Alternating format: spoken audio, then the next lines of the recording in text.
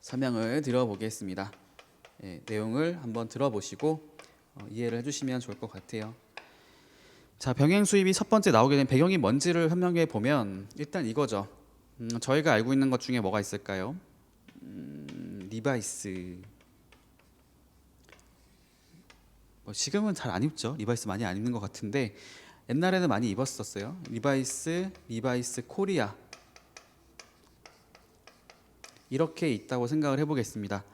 여기 서로 국제 간의 거래를 하는 거겠죠. 자, 한국에 있는 자들이 있어요. 국내에 있는 자들이 리바이스를 구매를 하고 싶은데 너무 비싼 거죠. 왜냐하면 리바이스 물품을 여기서는 지금 독점 판매를 한다는 겁니다. 독점적으로 물건을 구매할 수 있도록 하고 있기 때문에, 다르게 말하면 리바이스 물건을 지금 한국에 있는 다른 자가 구매하는 것은 불가능하다는 겁니다. 그렇기 때문에 리바이스 마음대로 가격을 조정할 수 있는 거죠. 흔히 말하는 독과점의 폐해라고 볼 수 있을 정도로 물품 가격을 어쩔 수 없이 비싸게 사고 있었어요. 근데 이거에 관련해서 한국에 있는 다른 어떤 업체에서 이 방법을 쓴 거죠. 리바이스한테 같은 국가로 봤을 때, 리바이스가 미국 회사인지 모르겠지만 일단 미국으로 가정을 해볼게요. 여긴 한국, 이렇게 가정을 해봤을 때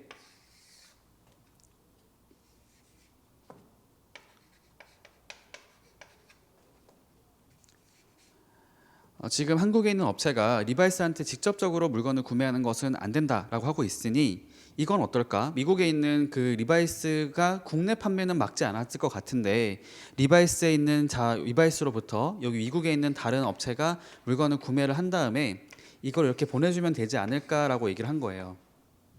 이 방법을 생각하게 된 거죠. 그렇게 하다 보니까 어떤 상황이 발생을 하나요?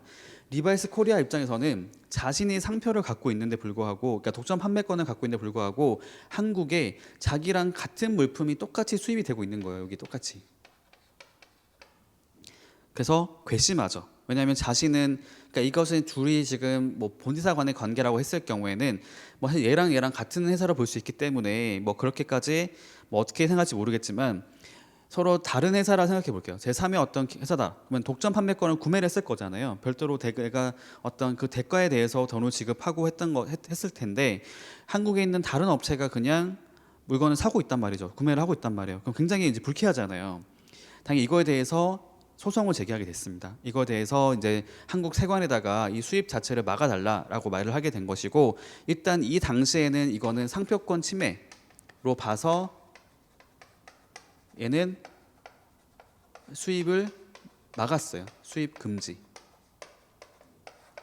근데 이렇게 하다 보니까 이제 한국에서는 이걸 계기로 해가지고 이제 병행 수입에 대한 것들을 계속 논의를 하게 된 거죠. 왜냐하면 일단은 이건 알겠어요. 리바이스 코리아라고 하는 회사 자체에 대해서 전용 사용권이라는 말을 쓰게 되는데, 전용해서 사용할 수 있는 권리를 인정하는 것은 알겠는데, 다만 이게 독점으로 하다 보니까 한국에 있는 소비자들이 엄청나게 좀 피해를 입고 있다라고 생각을 하게 된다는 거예요.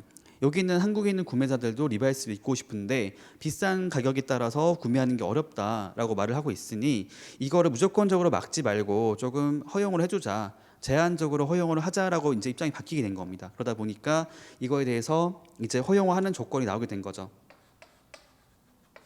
그래서 현재로서는 이 수입을 금지하는 게 아니고 수입을 허용해주고 있어요.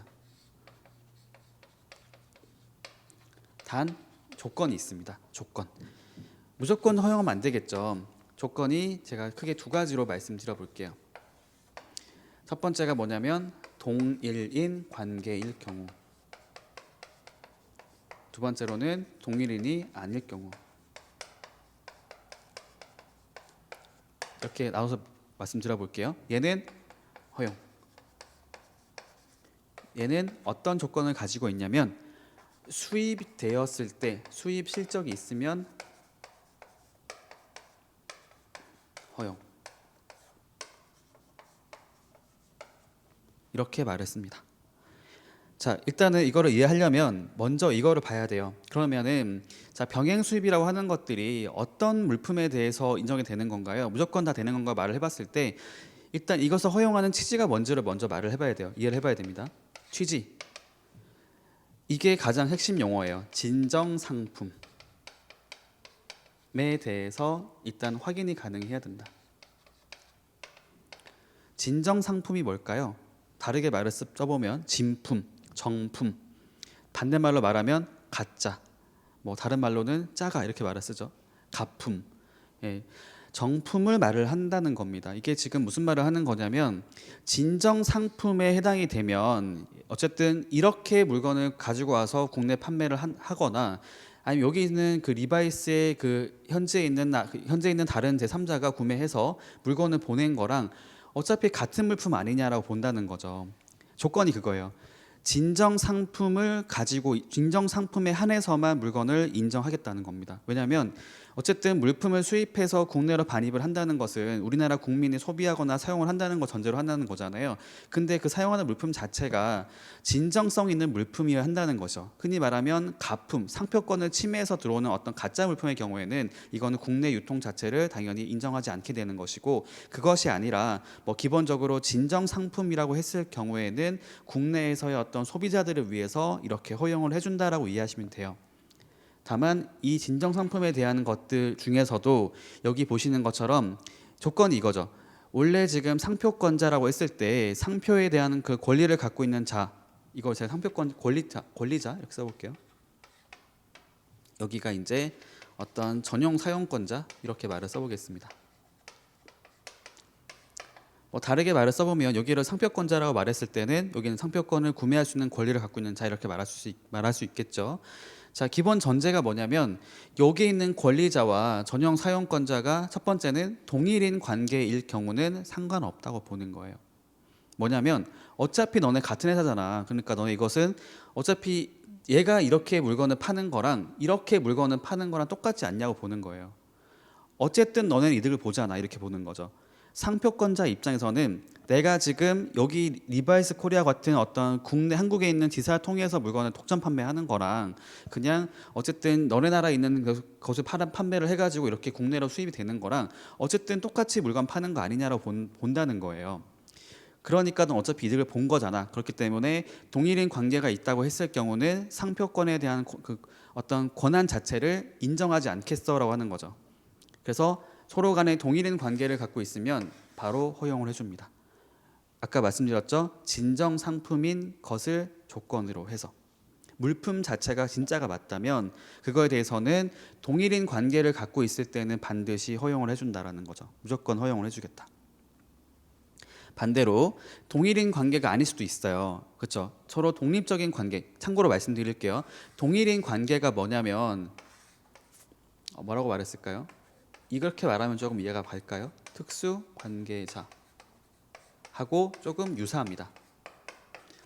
특수 관계자 같은 경우 저희 제가 정확한 조항을 봐야 될 텐데 저희가 관세법 시행령 상에 보시면 아니면 저희가 이제 별도의 어떤 법을 보면은 정하고 있는 기준이 있잖아요.